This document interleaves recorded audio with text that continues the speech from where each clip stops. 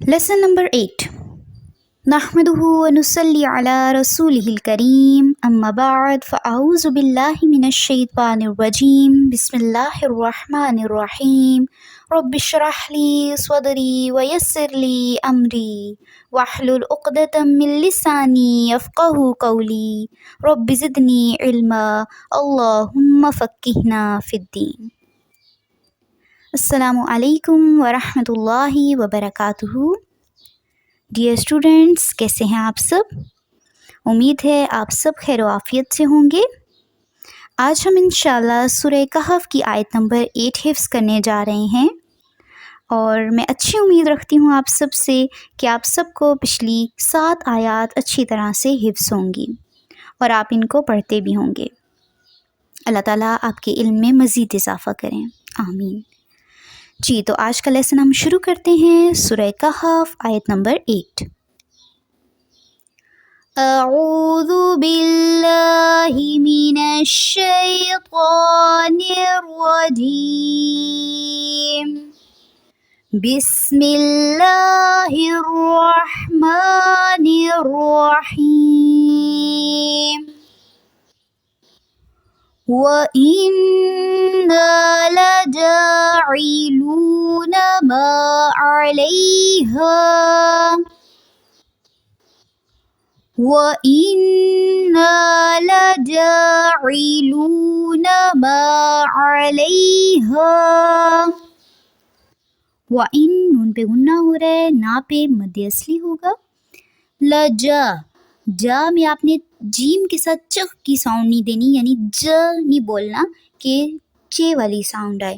لجا، ٹھیک ہے. لج، جیم پہ جو کھڑی زبر ہے اس کو بھی مد اصلی کہا جاتا ہے. اس کو بھی لمبا کرتے ہیں ایک الف کے برابر. لجاعلون، آئین کو واضح رکھنا ہے. ما علیہا صعیدا جرزا، صعیدا جرزا. سواد کو پر رکھیں گے، آئین پھر واضح رہنا چاہیے، اور یہاں پہ بھی مد اصلی ہو رہی ہے کیونکہ یا ساکن سے پہلے زیر آ رہی ہے. صعید تھوڑا سا لمبا کریں گے. داں، یہاں پہ اکفا ہو رہا ہے، تھوڑا سا لمبا کریں گے. صعیدا جرزا، زا کو شدت سے ادا کریں گے. اب پوری آیت دیکھ لیتے ہیں. وَإِنَّا لَجَاعِلُونَ مَا عَلَيْهَا صَعِيدًا جُرُزًا. ترجمہ دیکھتے ہیں. بسم اللہ الرحمن الرحیم.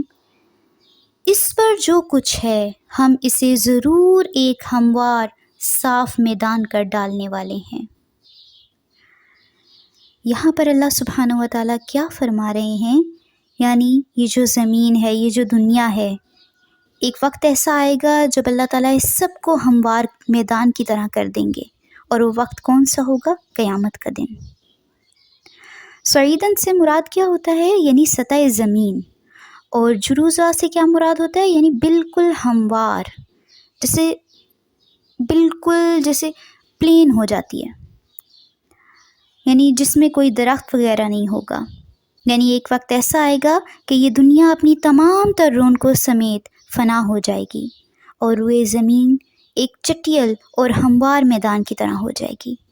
اس کے بعد ہم نیک و بد کو ان کے عملوں کے مطابق جزا دیں گے. اللہ تعالیٰ ہمارا شمار صالحین میں کریں. اللہ تعالیٰ ہمارے گناہوں کو بخش دیں. اللہ تعالیٰ سے یہی دعا ہے کہ وہ ہم سے راضی ہو جائیں. جی، تو آج آپ نے آیت نمبر 8 کی ہے. پچھلی تمام آیات کو بھی اچھی طرح سے ریوائز کرتے رہیں، اور گروپ میں آپ نے آیت نمبر 8 سنانی ہے.